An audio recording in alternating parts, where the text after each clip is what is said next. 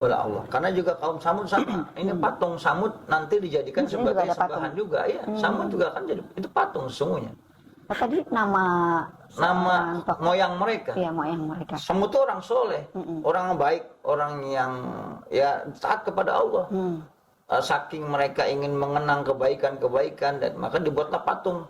Nanti pada akhirnya generasi berikutnya menyembah patung itu. Patung Samud itu. Samud itu jadi patung itu jadikan patung disembah oleh mereka.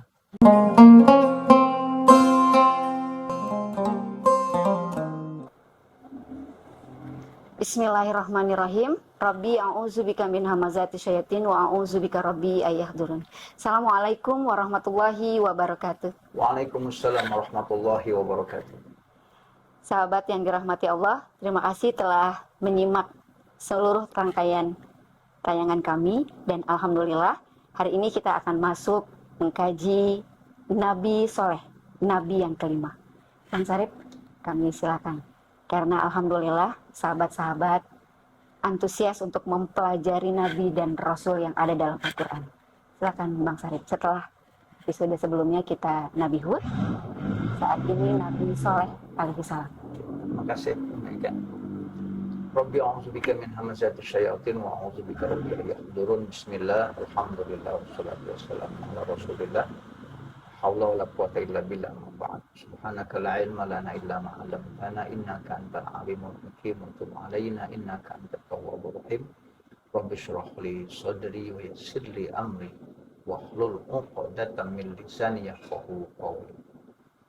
Sahabat-sahabat yang dirahmati Allah Subhanahu wa taala, kita akan lanjut kepada konsep dan karakter Nabi Soleh alaihissalam. Pada sebelumnya ya, Nabi Hud Allah utus untuk kaum yang namanya Ad. Ya, kaum yang melampaui batas. Allah sudah berikan kemampuan yang luar biasa kepada mereka. Kemudian dengan kecerdasan, dengan kepintaran mereka melampaui batas. Maka butuh bimbingan. Ya, butuh bimbingan, dikembalikan kepada jalan yang benar. Itulah ya konsep Hud. Ya, ada petunjuk. Bagi mereka orang-orang yang melampaui batas. Kembali pada jalan yang lurus. Nah, sekarang konsep berikutnya adalah Allah utus kaum Samud. Setelah sudah hancurnya kaum Ad, muncul kaum Samud. Kaum Samud ini adalah termasuk kaum yang kalau boleh dibilang trauma. Kenapa Bang Sarip? Ya, karena kaum sebelumnya dengan kisah kaum Ad. Ya, kisah kaum Ad. Yang tadinya kaum Ad mereka mengandalkan kekuatan pikirannya, mengandalkan kecerdasannya itu. Ya, akhirnya kemudian mereka melampaui batas. Nah, sekarang justru namanya kaum Samud. Kaum Samud. Apa tuh Samud? Tadi gersang. Ya, gersang. Kenapa? Karena tidak lagi mau menggunakan akal pikirannya. Gitu. Nah, maka dia harus diperbaiki. Ya. Dari kegersangannya itu ya, harus diperbaiki. Ya, inilah perbaikan, itulah yang disebut dengan soleh. Perbaikan itu Soleh. Ya, jadi ada berbuat baik atau ada perbaikan. Itulah solaha. Ya, jadi soleh. Ini masih dibenerin nih, gitu. Secara sejarah memang Samud itu nama seseorang. Jadi Samud itu nama dari, kalau dibilang ya zuriatnya dari Nabi Nuh alaihissalam. Ya seperti Ad kemarin. Ya, jadi ada Samud. Samud itu bin Abir bin Iram bin Syam bin Nuh. Ya. Kaum Ad juga sama, satu keturunan dari Nabi. Nabi Soleh juga sama, satu keturunan dari itu. Jadi kaum Samud itu berarti nama buyutnya dari Nabi Soleh alaihissalam. Soleh. Itu jaraknya berapa lama Bang Sarip antara kaum Ad kemudian kaum Samud? Kaum Ad kaum Samud Ya, mereka beda wilayah. Berbeda wilayah. Beda wilayah. Kalau kemarin kaum Ad itu ada di Al-Ahqaf. Al-Ahqaf ya. Ya, Al-Ahqaf. Ada suratnya Antara ya. Oman dengan Yaman. Sekarang Oman dengan dia, Yaman. Kalau Samud di Al-Hijr. Ada juga surat Al-Quran. Al-Hijr. Surat ke-15 kalau ya, dari Al-Hijr. Jadi mereka menempati sebuah tempat namanya Al-Hijr. Al-Hijr itu antara Hijaz dan Syam. Ya, Hijaz dan Syam. Itu Al-Hijr itu. Dibutuhkan soleh. Perbaikan. Ya, perbaikan. Karena mereka sudah rusak. Ya. Karena sudah melampaui batas. Sudah rusak. Jadi kaum Samudnya kemudian melihat, waduh ini udahlah, kalau kita terus mengutamakan pikiran kita, menuhankan pikiran kita, nanti malah kita seperti kaum Ad. Makanya mereka akhirnya nggak mau lagi pakai alam pikir itu. Ya, semua pakai perasaan aja gitu. Makanya memang secara ini orang-orang Samud, dia punya kemampuan imajinasi yang kuat. Kaum Samud. Dia menggunakan otak kanan. Benar otak kanan. Perasaan tuh ada di otak kanan. Dia imajinasinya kuat. Kaum Samud digambarkan di Quran nanti ya, dia mampu membuat gunung-gunung batu itu menjadi tempat tinggal. Gunung batu menjadi tempat tinggal. Jadi gunung batu itu dibolongin, dilobangin, terus dibikin, diukir, ya, diukir jadi tempat tinggal. Kayak candi gitu. Iya, mereka bikin itu. Jadi tapi gunung batu, ya mereka pahat. Mereka ukir jadi tempat tinggal. Mereka berarti punya daerah yang seni, ya? Iya, yang bukan gunung, dataran, dibangun juga rumah-rumah yang bagus. Mereka itu memiliki daya imajinasi yang kuat. Arsitek gitu Bang. Iya, mereka punya kuat arsitek yang bagus. Ya, maka juga harus diimbangi dengan mukjizat Soleh alaihissalam juga yang berkaitan dengan batu. Maka nanti salah satu mukjizatnya adalah Nabi Soleh ya mampu mengeluarkan unta betina dari dalam batu. Nah itu ya.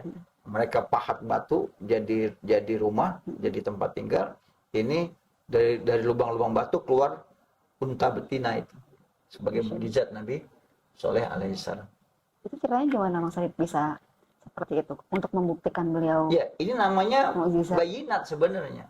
Inilah bagian dari penjelasan dari Allah Subhanahu wa taala bahwa ya Tuhannya Nabi Soleh bisa mampu melakukan apa saja.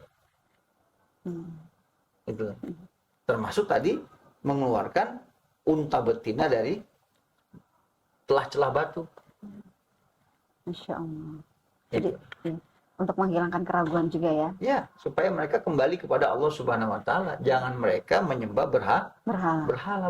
Kan selalu begitu ya. Tadi surat ke-7 ya? Ya, surat ke-7. Ayat 73 tadi kan? Udah dibaca belum? Belum, ya. Baik sahabat, kita buka Quran kita.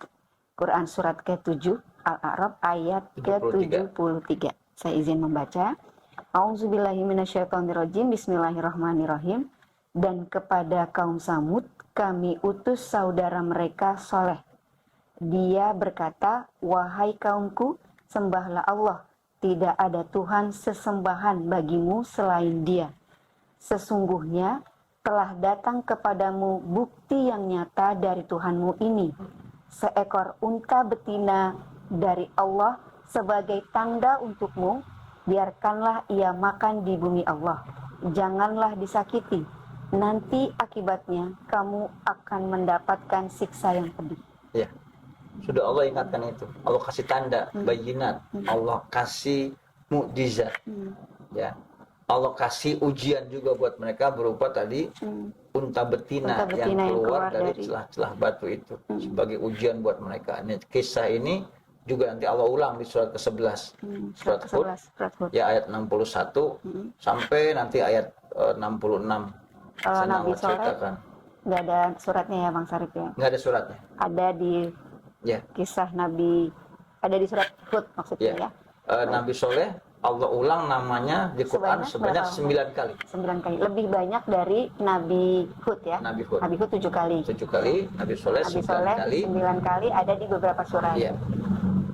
Di antaranya tadi surat Al-A'raf, surat ke-7 sahabat, dan yang sekarang akan kita baca sampai 77, surat ke-11 ayat 61 ya, sampai ayat ke-66. Di surat 26 juga ada, surat 140 ayat 142. Ada di surat 27 ayat 45, yaitu semua tersebar dalam 4 surat. 4 surat. Al-A'raf, 7, 11, Hud, ya, 26, kemudian surat ke-27 ya. dari 4 surat sahabat. Okay. Yang saat ini akan kita baca Quran surat ke-11 Hud ayat ke-61. Saya izin membaca sahabat. A'udzubillahi minasyaitonirrajim. Bismillahirrahmanirrahim. Dan kepada kaum Samud kami utus saudara mereka Soleh. Dia berkata, wahai kaumku, sembahlah Allah. Tidak ada Tuhan bagimu selain Dia. Dia telah menciptakanmu dari bumi dalam kurung tanah dan menyediakanmu pemakmurnya. Karena itu mohonlah ampunan kepadanya. Kemudian bertobatlah kepadanya. Sesungguhnya Tuhanku sangat dekat rahmatnya dan memperkenankan doa hambanya. Ya. Jadi ya Allah ulang terus ya. Nanti sampai ayat yang ke-66 itu Allah kisahkan tentang Nabi Hud alaihissalam. Jadi kalau kita mau kembali ya ada kesamaan karakter ya, Bang. Kita kembali ke atas tuh dari mulai Adam ya, setelah Allah berikan kepada manusia, Adamnya percampuran antara pikiran dan perasaan, itu ada otak kiri, ada otak kanan juga. Kemudian dia harus diisi dengan pengetahuan, maka Idris untuk belajar. Ya. Setelah Idris itu kemudian setelah dia sudah belajar ya, akhirnya banyak ilmunya, banyak pengetahuannya, bingung gitu. Itulah Nuh. Nahaya Nuh. Ya. Ada jeritan hati, ada keprihatinan.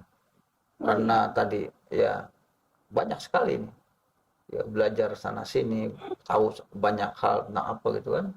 Sementara kemudian ya orang tidak mudah menerima. Ya, susah juga ya orang menerima pendapat-pendapat yang sudah ada gitu. Kemudian setelah itu Hud, ya, orang itu butuh bimbingan, butuh petunjuk supaya nggak bingung, ya, supaya nggak bingung, punya pegangan, punya pedoman, namanya Hud. Supaya setelah orang sudah punya pedoman, sudah punya Hud, ya, sudah punya pedoman, sudah bimbingan, maka dia akan jadi soleh. Jadi orang yang dia jadi soleh. Dia akan berbuat sesuatu yang baik-baik, berbuat sesuatu yang positif-positif. Dia akan mengadakan perbaikan-perbaikan terhadap yang tadinya buruk. Itulah konsepnya soleh setelah Hud. Ya, setelah Hud ada yang namanya soleh. Ada kesamaan karakter ya Bang Syarif, ya, antara kaum Ad dan kaum Samud. Benar. Ada kesamaan. Ayatnya dimulai dengan kata-kata sembahlah Allah. Sembahlah Allah. Karena juga kaum Samud sama. Ini patung Samud nanti dijadikan sebagai sembahan juga. Ya, Samud juga akan jadi itu patung sesungguhnya. Nah, tadi nama moyang mereka. Iya, moyang mereka. Samud itu orang soleh, orang baik, orang yang ya taat kepada Allah. Saking mereka ingin mengenang kebaikan-kebaikan, dan maka dibuatlah patung. Nanti pada akhirnya generasi berikutnya menyembah patung itu. Patung Samud itu. Samud itu jadi patung itu dijadikan patung disembah oleh mereka. Ya, nah itulah orang-orang yang mereka harus diperbaiki. Pasti diperbaiki. Iya. Tanpa ada perbaikan tidak jadi soleh kan? Iya, harus diperbaiki. Karena kan kita dalam Al-Quran sering sekali diingatkan oleh Allah amal soleh. Iya. Amal perbaikan. Yang nanti pada akhirnya juga mereka akhirnya diazab oleh Allah Subhanahu Wa Taala. Ya, jadi kaum Samud juga diazab oleh Allah Subhanahu Wa Taala. Kaum Ad sudah dihancurkan oleh Allah. Kemudian nanti kaum Samud juga diazab oleh Allah Subhanahu Wa Taala. Karena tadi mereka. Ya, ketika mereka melanggar aturan. Aturan. unta betina itu ya harus diberikan porsi minum bersama dengan mereka, karena mereka butuh mata air, butuh air untuk irigasi mereka, butuh air untuk minum mereka, dan si unta ini sebagai ujian buat mereka, si unta ini juga harus diberi minum. Ada konsep keadilan di sana, ya, konsep keadilan sebagai ujian. Ini diuji, ayo kasih. Ternyata mereka kan nggak mau berbagi. Bakhil dong ya. Nah, akhirnya untanya malah dibunuh. Padahal tadi udah diingatkan oleh Allah ya. Itulah ketika agar unta tidak itu menyakiti. dibunuh itu, dan akhirnya Allah kasih azab. Ya, Allah kasih azab. Allah kasih azab. Jadi kebanyakan kaum para nabi ketika Allah sudah beri peringatan, Allah beri peringatan dulu pastinya ya. Allah beri peringatan. Ketika tidak mengindahkan perintah Allah, maka turunlah azab. Berulang-ulang peringatan itu selalu bunyinya adalah agar mereka bertakwa kepada Allah Subhanahu wa taala. Karena selama ini ya manusia selalu terbawa kepada fujur, kepada potensi fujur yang ada dalam jiwanya. Tidak memenangkan potensi takwa ya. Dia selalu mengikuti potensi fujur itu. Ya, sudah dikasih petunjuk hidayah balik lagi, sudah dikasih azab balik lagi. Terus menerus begitu. Sampai akhir zaman. Ya, dikasih peringatan, maka butuh terus ada yang memberi peringatan. Diingatin lagi. Diingatin lagi, diingatin. Pelajarannya untuk kita yang saat ini, masyarakat saat ini terhadap kaum Samud dan Nabi Soleh. Pelajaran buat kita, karakter buat kita yang bahwa karakter Samud akan terus ada sepanjang masa. Maka sepanjang masa juga butuh ada orang yang soleh untuk selalu mengingatkan, untuk selalu memperbaiki, ya. Selalu mencontohkan berbuat baik, yang selalu mengajak orang berbuat kebaikan, dan dia mau ya untuk memperbaiki segala sesuatu yang rusak. Kalau nggak diperbaiki, maka akan diazab oleh Allah Subhanahu wa taala. Nauzubillah min dzalik. Sahabat, semoga kita termasuk orang-orang yang soleh, orang yang selalu memperbaiki diri ya Bang Sarip, dan selalu berbuat kebaikan. Demikian ya Bang Sarip. Sahabat yang dirahmati Allah, jangan lupa sahabat juga dapat memberikan pertanyaan, memberikan saran, komentar kepada kami dalam kajian Anda Bertanya Al-Quran Menjawab, mengisi Ramadan 1444 dengan kajian Nabi dan Rasul yang tertera dalam Al-Quran. Untuk itu, kami mohon dukungannya. Jangan lupa like, subscribe, share, and comment. Dan jangan lupa bunyikan loncengnya. Setiap hari selama bulan Ramadan, setiap malam, nantikan kehadiran episode baru kami. Dari Petukangan Utara kami berdua pamit undur diri dari hadapan sahabat semua. Mohon maaf bila ada kesalahan dan kehilafan. Wabillahi taufiq wal hidayah. Wassalamualaikum warahmatullahi wabarakatuh.